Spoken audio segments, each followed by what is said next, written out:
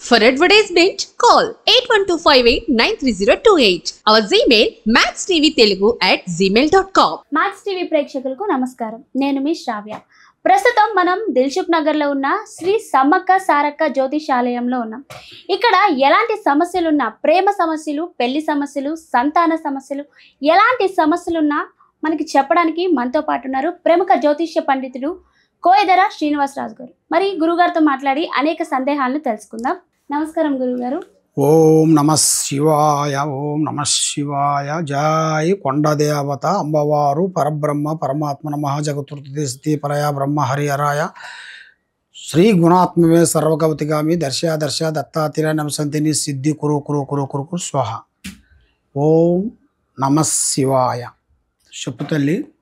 గురుగారు, ఈ వారంలో మీనరాశి వారికి ఎలా ఉండబోతుంది? వీళ్ళు ఎలాంటి జాగ్రత్తలు తీసుకోవాలి గురుగారు?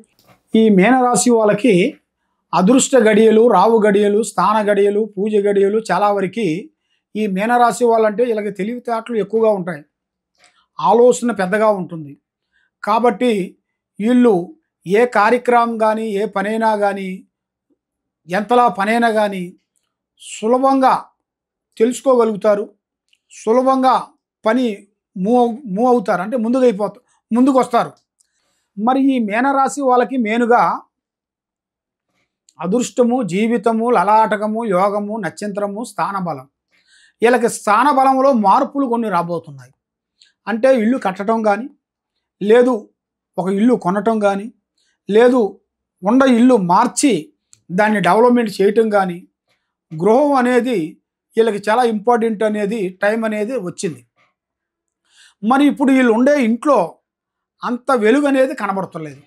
ఇప్పుడు ఉండాల్సిన ఇంట్లో ₹1,00,00,000 తెచ్చి బిగిని చేసినా కూడా అది 3వ రోజుకి నయా పైసా ఉండదు ఖర్చు.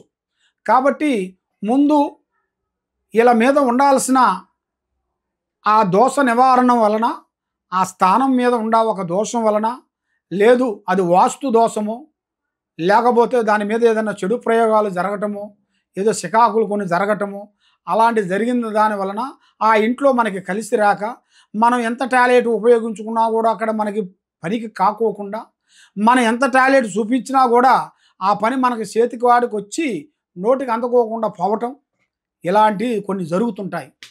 కాబట్టి మీరు మెయిన్గా చేయాల్సింది ఆ అమ్మవారు మీరు పారార్థన అనేది చేయాలి. శ్రీ మహంకాళి అమ్మవారు పూజించాలి. ఆ అమ్మవారు మహంకాళి అంటే ఆమె శక్తి స్వరూపిణి.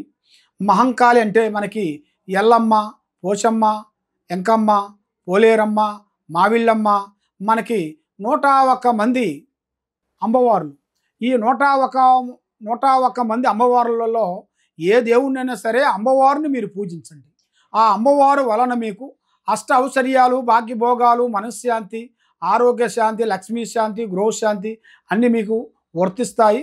కాబట్టి స్థాన మార్పు అనేది మీరు అతి తొందరగా చేస్తేనే మీలో ఉండాల్సిన నెగిటివ్ పోతుంది, చేయాల్సిన కార్యక్రమాలు అభివృద్ధిగా పొందుతారు.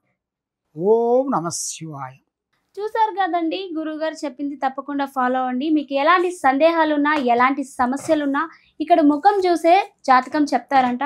మరి కింద స్క్రోల్ అవుతున్న నెంబర్కి కాల్ చేయండి, గురువుగారిని సంప్రదించండి. Thank you.